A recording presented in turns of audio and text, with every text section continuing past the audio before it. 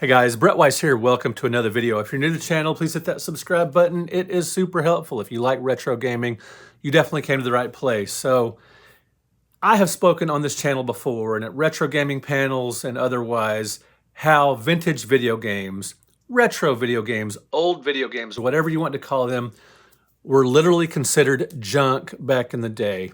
So now it's seen as kind of hip and cool to play an Atari 2600 on a CRT television set, to boot up your NES, to play a ColecoVision or Super Nintendo, or even people are calling the Xbox 360 and the PS3 retro games. It's all considered very cool for the most part, kind of hipster, like playing a record album or something like that. But back in the day... Oh yes, back in the day. Just like back in the day. Back in the day. Back in those days? Back in my day. It was considered a lot of different things. Cool was not one of them. Cool. The first generation of consoles, which comprises the original Magnavox Odyssey in 1972, and then the Pong and Pong clones that came out after that, like Atari's Pong. Atari's Pong came out in 1975, and the Arcade Classic came out in 72. And throughout the 70s, a bunch of these companies, tons of companies, seems like every company got on board and cranked out a Pong clone, a clone of Pong, a game that played like Pong, but might have been called something else, like tennis or hockey or soccer or whatever. But once you got to the second generation of consoles, beginning with the Fairchild Channel F, the Atari 2600, the Odyssey 2, and the Intellivision, suddenly Pong clones, Pong games, which were considered cool, the wave of the future, futuristic, awesome. You can manipulate images on your television set. How awesome is that?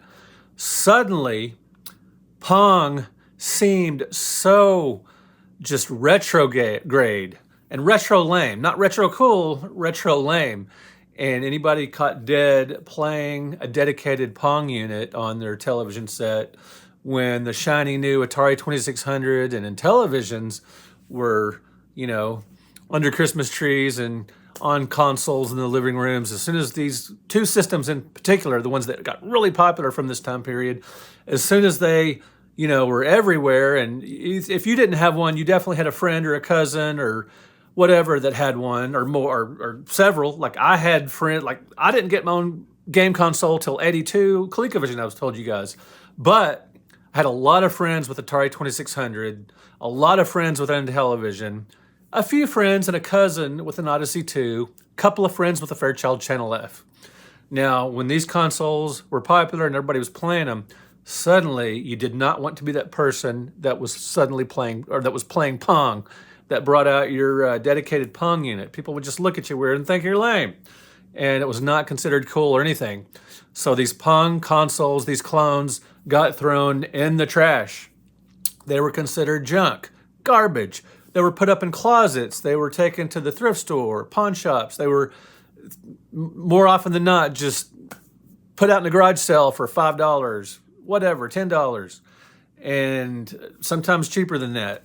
But so often, maybe more often than not, I'm not sure, there's no way to quantify this, they were just straight up thrown in the garbage, not even worth messing with. Well, as soon as the ColecoVision and the Atari 5200 came out. Now, those were both part of the second generation of consoles, but they were next gen compared to the 2600, the Intellivision, the Odyssey 2, and let's put the Bally Astrocade, the Arcadia 2001, and the Vectrex and all that stuff jumbled up in here. But anyway, the main ones were the Atari 2600 and the Intellivision, and then the ColecoVision and 5200. As soon as the ColecoVision and 5200 came out, and friends started getting those, I had my ColecoVision Christmas of 1982, just a few months after it had come out that previous August. A lot of my friends got their ColecoVisions for Christmas that year, and a few had Atari 5200 systems. As soon as these got popular, as soon as these got played, either by your own, you were playing your own console or going to your friend's house to play it, I had a bunch of friends that had a ColecoVision. Some of my closest friends had a ColecoVision, and we would swap cartridges. It was such an amazing next-gen console. The graphics blew our minds. They just seemed so futuristic and amazing that you could play arcade games really nice looking arcade games like Donkey Kong and Zaxxon and Turbo. You could play these games at home and have them look pretty accurate. You know, maybe 75, 80, 90% there. They look so similar, especially compared to what we had done before with the Intellivision and 2600, which had approximations of the arcade counterparts, but didn't really look like the more sophisticated arcade games. So suddenly the ColecoVision and the Atari 5200 became the cool system to own, especially the ColecoVision. Even back in the day, people were down on the 5200 controllers, non-centering, but it did have a lot of popular games like Dig Dug and Centipede and Pac-Man. Anyway, both systems were considered cool, at least where I went to school, and at least in my neighborhood. And suddenly, the Atari 2600 and Intellivision Odyssey 2 were uncool. Those were considered lame. You did not want to be that guy in 1982 who was still playing his Atari 2600, at least if you cared about what other people thought, or you didn't want to be considered kind of, wearing, it was almost like wearing out-of-style clothes. Now, these days, with the hip chic and, going to thrift stores is considered cool, being retro is considered cool. Cool. In the 1980s, you did not dare tell anyone, at least at my school, in my culture, my neighborhood, that you shopped at thrift stores. You were considered poor, or your parents were bad parents, or your dad or mom had a terrible job, and you were just considered lame and poor and unsophisticated and behind the times. Retro was not cool in the 80s. Now, there were some trends that defied this. I mean, Elvis was still considered pretty cool in a lot of circles. The Beatles were considered cool. There were the Stones. There were things like music and some old movies that rose above this. But just in general, with fashion and video games and things like that, you didn't want to seem like you were behind the times. And music was kind of like this too in some respects. In the 80s, when pop and metal were really big, you didn't want to seem lame and listening to out of style or old fashioned music, whatever that was. Considered, depending on who you talk to. So anyway, as cool as retro and vintage and all and like that now, it wasn't really considered that way in the 80s, at least among us, junior high and high school kids.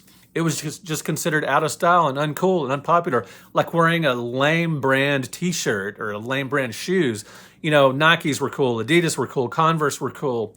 But you did not want to be wearing Tracks or Keds, Pro Keds, or just some lame, what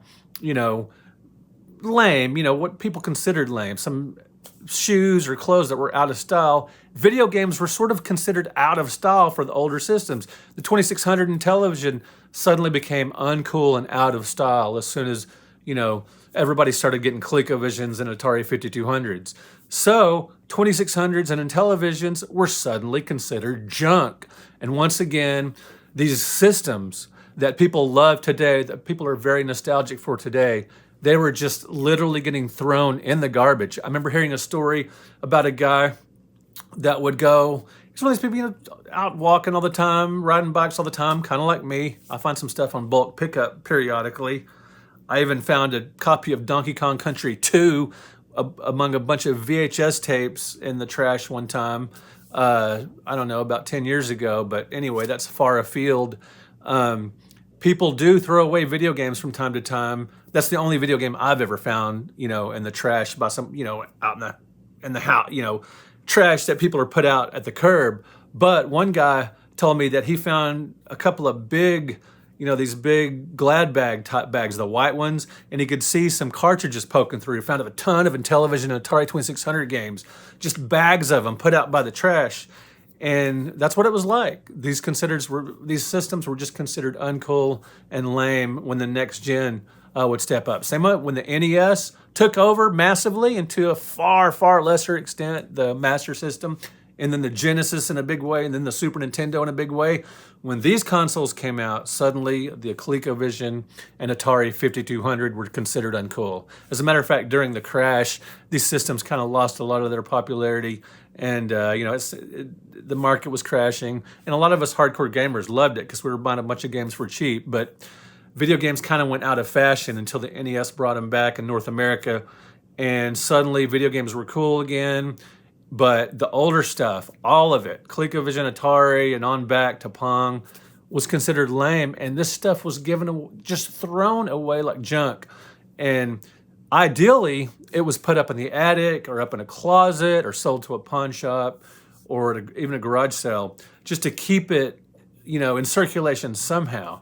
But it was literally garbage. Now, some of my finds over the years and things I've heard about regarding the TurboGrafx, I've got one right up there that is a CIB boxed copy I found for $1 at a garage sale one time. This was later into the 90s when the PlayStation and Nintendo 64 took over and people didn't want the TurboGrafx.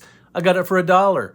Now, sometime in the 90s, with fanzines and with, the collector community started rising a little bit, and then with message boards a little bit after that, and then into the 2000s with YouTube and eBay and everything, retro gaming kind of started becoming cool, and then with the nostalgia craze and everything, and vintage suddenly got cool. Kids were shopping for clothes at thrift stores. Somewhere along the way, it got cool to be vintage, to be retro, to be hip like that. When records went away and they were replaced by CDs and then digital, suddenly records became cool again. People don't consider records junk now. There was definitely a time when people were throwing away records, but now they're considered, just hip and cool and all of that. The same thing happened with video games. These days, the nostalgia craze is definitely going strong. And people now think, there's people that are just sort of not really into gaming, but sort of know about it. They think, hey, your old video games are worth money. Most of them aren't. Most Atari 2600 games are pretty cheap. A lot of NES games are really cheap. But if you have the right games in the box or whatever, or the rare titles or the desirable titles, obviously they are worth money. But man, for a while, for the first couple of decades of gaming, from like 72 through about 92, the previous systems were considered lame. And up into the 90s, collecting sort of started taking off, and people started preserving older systems, wanting to relive their childhood. And in the 90s is really when video games started to be considered cool and scarce and rare and whatever adjectives you want to use, desirable, hip, awesome, rekindle your youth, recapture your youth, whatever reason you want to use. Whatever was going on in your life at the time, you might have grown up in the 70s, and then in the 90s you started, thinking about your childhood and wanting to get some of these old systems. But nostalgia for video games took some while because it's a young industry compared to music and movies and sports and things like that. Video games is a very young industry, and so it took a while for video games to be something that is considered worth holding on to, worth preserving, and to develop nostalgia for. Many years ago, movies, people threw away the movie posters and the lobby cards and everything for years, decades. All that stuff was thrown away. Then people started preserving it, just like video games. People would throw stuff away. Now people are preserving it. And I used to go to garage sales all the time in the 90s and in the 2000s, just find incredibly cool stuff, a lot of it. But a lot of times if I already had something, like if I see, hey, there's a complete Atari 2600, in the pre-eBay era, I might say, oh, I've already got a complete Atari 2600 in great condition. I don't need that one for $5 because this stuff was just so cheap. And I would just come back from garage selling, for a couple hours on Saturday morning. On just any given Saturday morning during the spring or fall, especially when garage sales were booming, when it was a popular season to have garage sales. That seems to be when the most garage sales are, in the spring when people are, cleaning out their houses and getting rid of stuff, and in the fall when it gets cooler or whatever reason, or people are, I don't know if they're getting rid of stuff to generating a little cash to get ready for the holidays. Whatever the case, it seems like I've had a lot of luck in the spring and the fall looking at video games. Anyway, guys, let me know in the comments if you have any stories about video games being thrown away. Growing up, my best friend Johnny, his little brother Benny, he had a TurboGrafx, and I remember just a few years ago, they told me he threw his TurboGrafx away when he got tired of playing it. And I'm like, do you know who I am? Even back then, I was collecting games. Why they didn't save that for me, I don't know. Luckily, I have a CIB one up there.